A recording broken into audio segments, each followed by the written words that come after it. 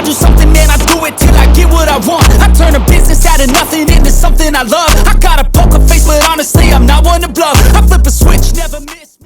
What's going on, YouTube? It's your big homie, the Armchair Operator, and today we are talking shotguns. Specifically, we're talking pump action versus semi-automatic shotguns.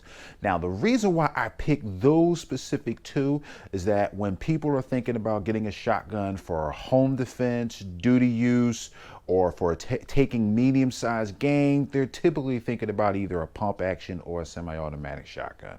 All right, so that's going to be the focus of this video. I'm going to do my best to make it real short and sweet for y'all and get to the point. All right, but first, I just got to thank all my new subscribers and all my current subscribers. Thank y'all for sticking around. Thank y'all for watching the videos and liking the videos.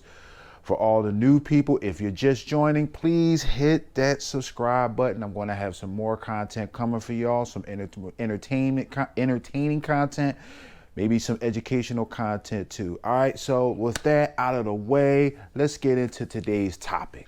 So in terms of longevity, the pump action shotgun has been around the longest. First introduced in 1892, this style of shotgun has been used by hunters, police officers, private citizens, and military units for well over 100 years, and it is still being used to this day. Pump action shotguns tend to be reliable, simple, easy to use, and very versatile. You can use a variety of both non-lethal and lethal loads through a pump action shotgun, and you'll be hard pressed to find a game animal in North America that cannot be put down by a good old-fashioned 12 gauge. Even so, there are some downsides to the pump action design, which we will talk about in a little bit. Between the two, the semi-automatic shotgun is the youngest, but not by much. The first mass-produced semi-automatic shotgun was the Browning Auto 5, and it was released in 1902, a mere 10 years after the introduction of the first pump-action shotgun. Now, unlike a pump-action shotgun where the user has to manually cycle the action of the gun, hence the name, a semi-automatic shotgun is gas-operated. Much like most modern semi-automatic rifles, the gun uses the gases from the burn propellant to cycle the action, expelling the spent shell casing and chambering the next round. This style of shotgun has seen extensive use in both civilian and military markets since its inception, and it is a proven platform. However, it too is not without its drawbacks. So let's just get into more details about the pros and cons of each type. All right, now, so pump action, right? So for this, we're going to take a look at my pump action right here.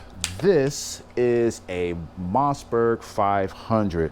This is actually my first shotgun and my first long gun. I've had this shotgun for, oh my goodness, I want to say about 15 years maybe.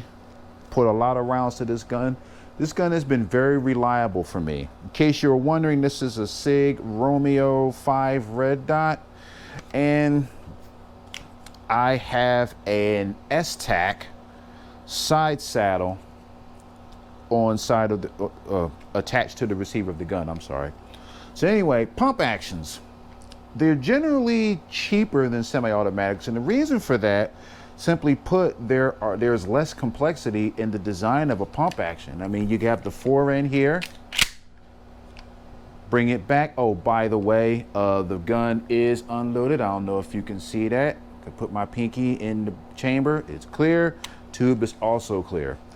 So it has a simple manual of arms. You just pull this guy back, run it forward.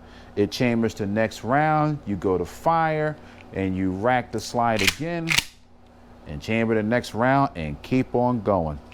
So that brings me to my next bullet point. They're pretty simple to operate. I mean, there really isn't a whole lot to a pump action shotgun in terms of how to use it. So that's really good. You know, most people, if they have a basic familiarity of firearms, you know, they can pretty much pick up a pump action shotgun and figure it out. You know, that's one of the good things about it. Not only that, it's easy to train people on the basics of using a pump action shotgun because there's not a whole lot to it. Where this design really shines is the fact that you can use a variety of loads through it. Now, this particular shotgun is in 12 gauge, but you can use rifle slugs, you could use double-aught buck, triple-aught buck, you could use number 8 shot. Like, there's a lot of different shots that you can run through this gun. You could also run both lower powered ammunition, and you can run high brass, what they call low brass. You can run high brass through this. You can run non-lethal loads through this. Sometimes you'll see police officers, you know, if they're doing riot control, they'll be using pump action shotguns for like bean bags and maybe tear gas and stuff like that. But that's the great thing about this design, because you cycle the action of the gun. So you don't have to depend on, you know, the correct pressure in order to cycle the action of the gun. So that's the good thing about it. And they're pretty easy to maintain. And for the most part, a good pump action will last you a long time. They're fairly reliable. You know, you take care of them, you clean them, you make sure the action bars are, you know, they're cleaned and lubricated, and you know, of course, your chamber and your bolt. But as long as all of those things are in place, you're pretty much good to go for the most part. Now, let's talk about the cons of a pump action shotgun. First of all, there's more felt recoil with a pump action. The reason for this is that all of the energy that is going to be generated when firing the cartridge, is going to be felt by the shooter. And the reason for that is there's no action. The action is not being cycled when you shoot the gun. Unlike, say, that of a semi-automatic, where a lot of the recoil is absorbed by the cycling of the action. So pump actions tend to be a bit harsher, you know, a bit harsher in felt recoil. And to say that. The second thing is pump actions do require a bit more training for a user to be proficient. So what I mean by that is pump actions are simple to use. Granted, however, you really have to train with a pump action shotgun to get really good at reloads. And also the main thing about it is that you have to make sure that you're cycling this action with some authority. The reason for that is you can very easily, what we call, short stroke the action. And if you do that, you're going to cause a malfunction. So contrary to popular opinion, yes, you can run into a malfunction with a shotgun. 9 times out of 10, that's user induced, because like I said, short stroking the gun will cause it. What I mean by short stroking. So as you're on the range, or as you're sighting down your target, you go to fire. Sometimes a person might bring it back, and then they may not push it back forward with authority. Well, there are times when the shells can actually get hung up because there's not enough momentum by you cycling the action to push that shell into the chamber in the next round. Trust me, a lot of people who've used shotguns have experienced that, especially in the early days. I myself have had it. A lot of other people have done it. But the key about that is to remember, when you're cycling the action, make sure you're doing it with authority. So long as you're doing it with some authority, you're good to go. Don't be gingerly with your 12 gauge. Make sure you give it some oomph to make sure that you cycle the action, get that next shell in the battery, and ready to go. So, but that's what I mean about the training portion of it. Lastly, low magazine capacity. So this particular model right here has a 7-shot tube magazine. So the tube runs under the barrel, the length of the barrel. This is a 20-inch barrel. So this particular shotgun is a 7-in-1. So you got 7 in tube, 1 in the chamber. Even so, if you compare 7 shells to, say, your average Glock 19, you got 7 shells versus a Glock 19's 15-in-1. So as far as capacity, the Glock has you beat by nearly double. Now, of course, you could always argue that 7 shots of 12 gauge is far more powerful than 9mm, which they are, but that's not really the point. We're just talking about capacity. The point is, And this is where the training aspect comes into it. You're going to need to keep the gun fed in order to stay in the fight.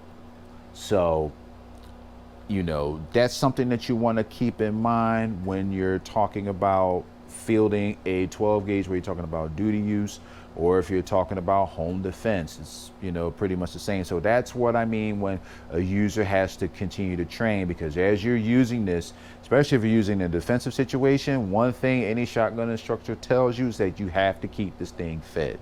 So just bear that in mind. So anyway, now that we've covered pump actions, let's talk about this guy. We're going to talk about a semi-automatic. This is a Beretta 1301 LE edition. This particular shotgun is gas operated, and it is a 7+1. It has 7-shot tube. This particular one has the +2 shell extension already installed from the factory, +1 in the chamber.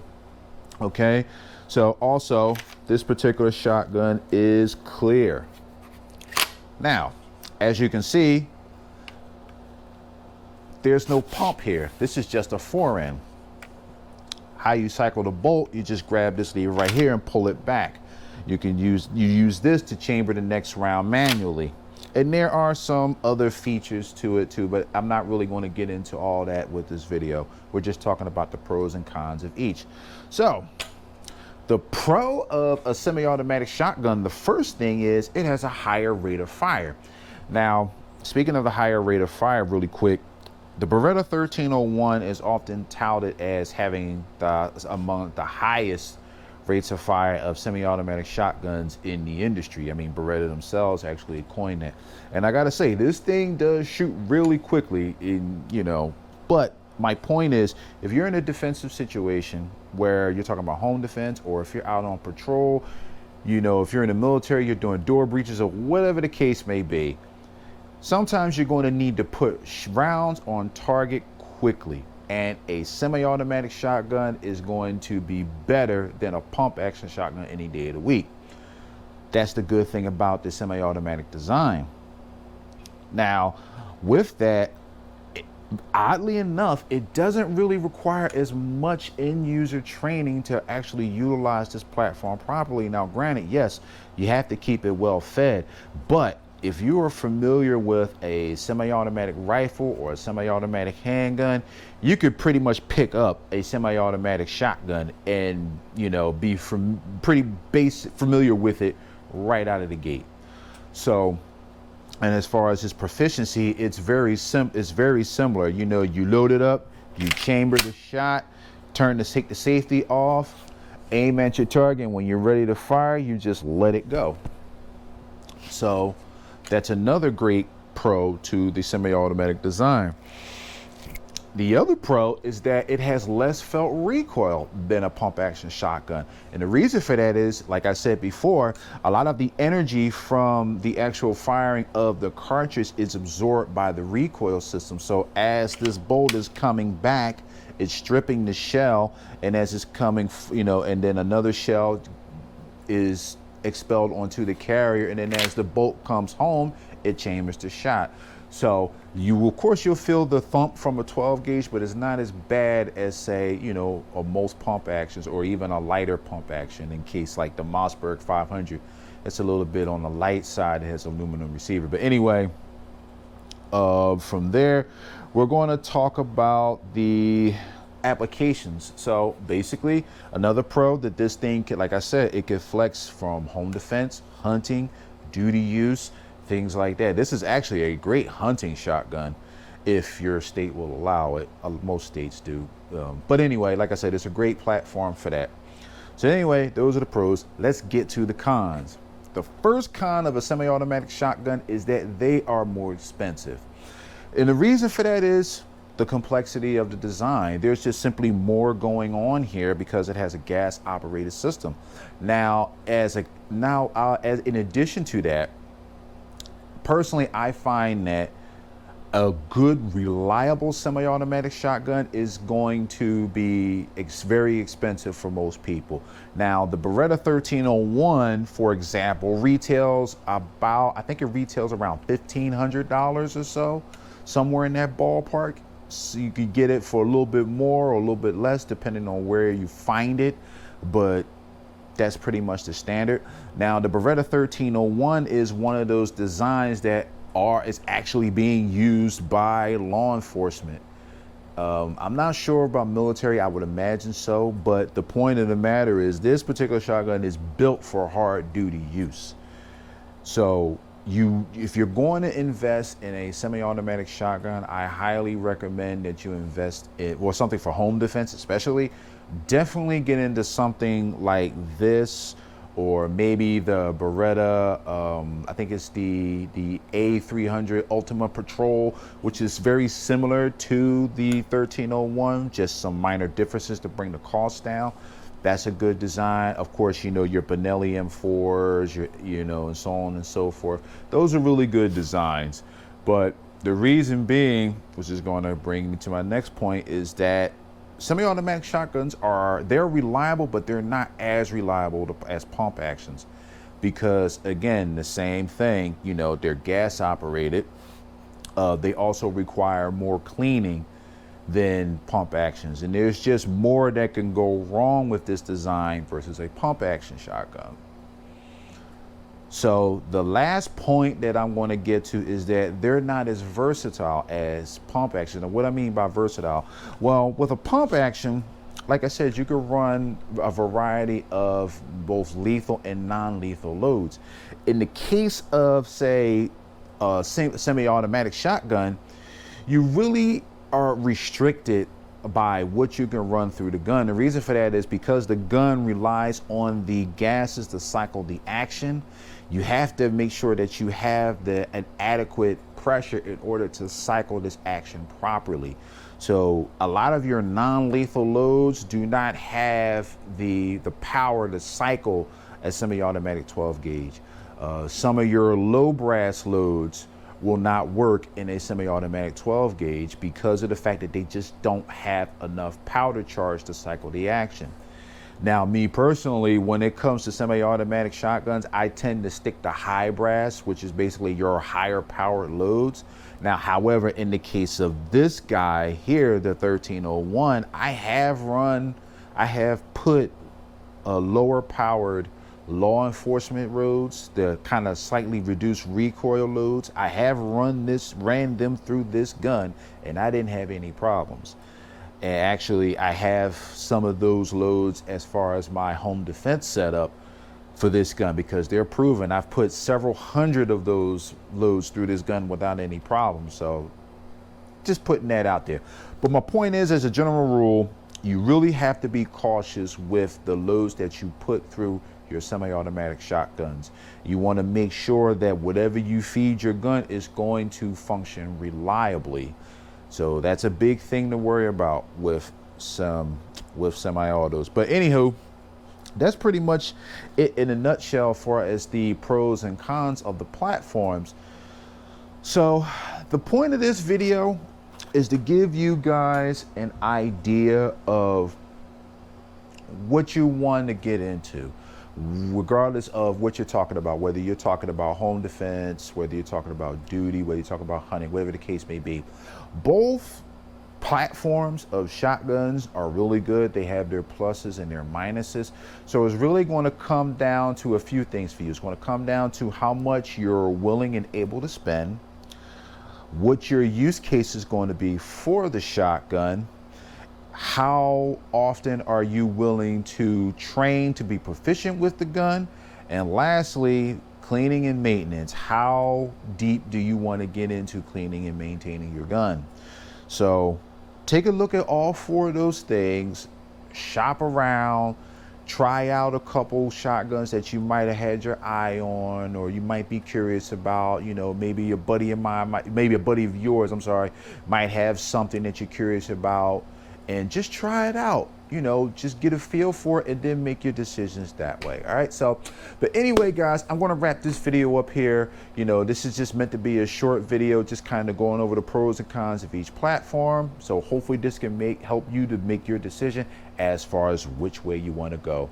So if you enjoyed the video, please smash that like button, hit the subscribe button, enable those bell notifications. Like I said, I do my best to upload at least one video every week for y'all. A lot of times I upload more than one, but like I said, I want to keep the content rolling for you, keep this entertaining and educational. I hope so.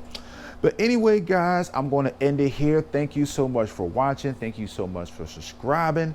This is the Armchair Operator signing off.